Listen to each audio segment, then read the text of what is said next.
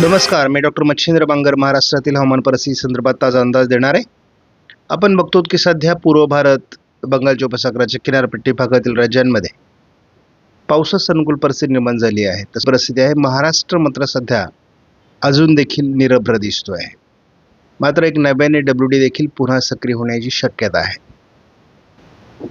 महाराष्ट्रामध्ये केवळ गडचिरोलीच्या काही भागाचा दक्षिणेकडील भाग वगळता महाराष्ट्रात विशेष वातावरण नाही.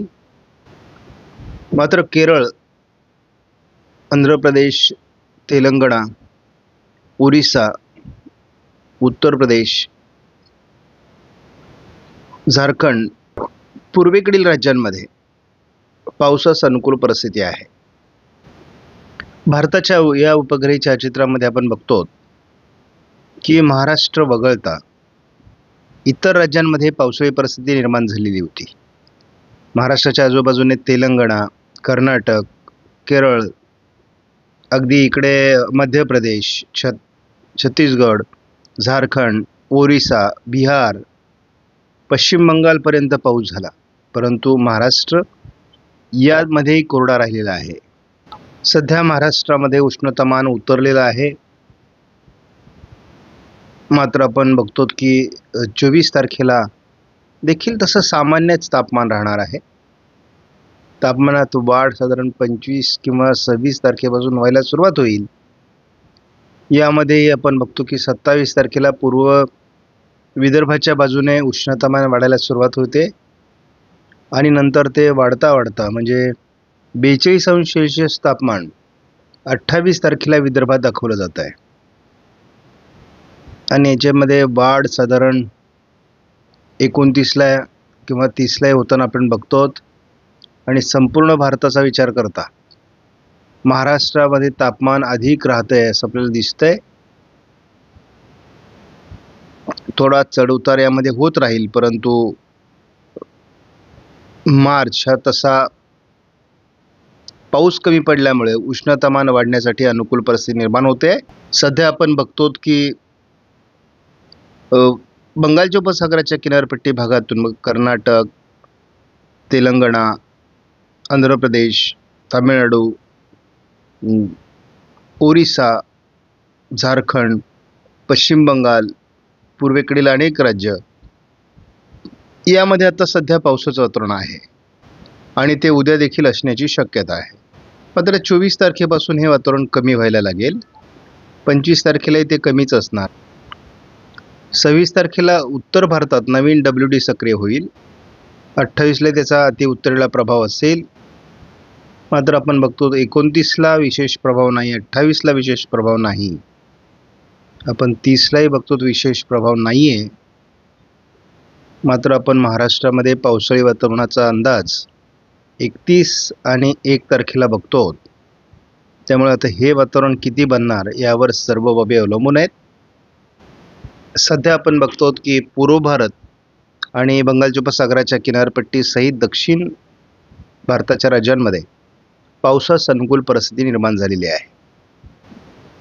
24 तारखेला देखील थोडंफार वातावरण या भागात राहील. आपण बघतो की कर्नाटक आणि केरळमध्ये पावसाळी वातावरण 25लाही असणार आहे, 26लाही असणार आहे, 27लाही असणार आहे. 28ला मात्र याचा प्रभाव कमी होईल. 29लाही प्रभाव कमी आहे. 30लाही प्रभाव कमी असणार आहे. 31लाही प्रभाव नाही. 1 तारखेलाही प्रभाव दाखवण्यात आलेला नाही. ICMW मॉडेलने 3 तारखेनंतर वातावरणीय बदलाचा अंदाज दिला आहे. बंगालच्या उपसागरात नव्याने वातावरण प्रभावी होऊ लागेल. महाराष्ट्रातही ढगाळ परिस्थिती, पावसाचा अनुकूल स्थिती निर्माण होऊ शकते असा अंदाज दिला आहे. परंतु हा फार दूरचा अंदाज आहे. त्यामुळे ICMW मॉडेलने यापुढे अद्याप तरी पावसाचा अंदाज स्पष्ट दिलेला नाही. या सर्व अंदाजाचा अर्थ एकच आहे की यावर्षी उन्हाळी पावसात मोठी घट दर्शवली जाऊ शकते. परंतु याचा दुष्परिणाम असा होईल की दीर्घकाळ पाऊस पडणार नाही आणि अचानकपणे जे वादळी पाऊस किंवा धोकादायक अशा प्रकारचे पाऊस वाढतील, म्हणजे कमी कालावधीत जास्त पाऊस होणं, एखाद्या ठिकाणी अतिवृष्टी होणं असा प्रकार मान्सूनपूर्व पावसामध्ये देखील घडण्याची शक्यता राहणार आहे. आपण काही प्रमाणात विदर्भाच्या दिशेने 22-23 तारखेला वातावरण तयार होईल असा अंदाज व्यक्त केलेला होता, परंतु फारसं हे वातावरण तयार होऊ शकलं नाही आणि त्यामुळे महाराष्ट्र तसा मार्चमध्ये कोरडाच राहण्याची शक्यता आहे. कारण 24 तारखेपासून जवळपास 29 तारखेपर्यंत साधी ढगाळ परिस्थिती देखील निर्माण होण्याचा अंदाज नाही.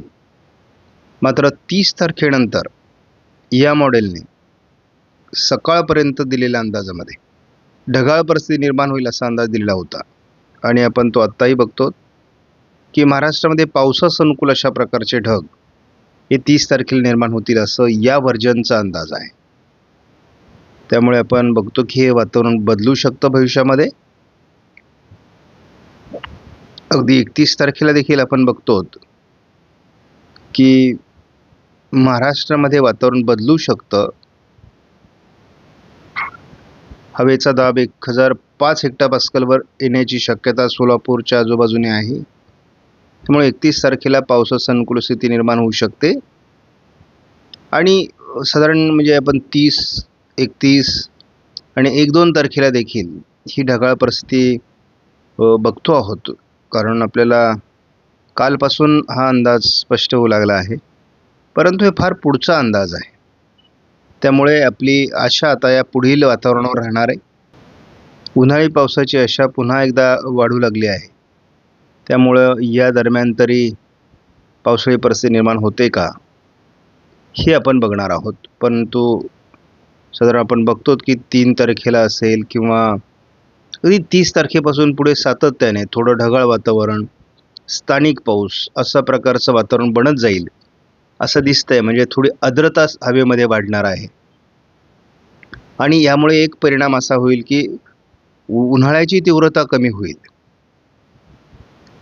आणि उन्हाळ्याची तीव्रता कमी होणं ही आत्ता काळाची गरज आहे.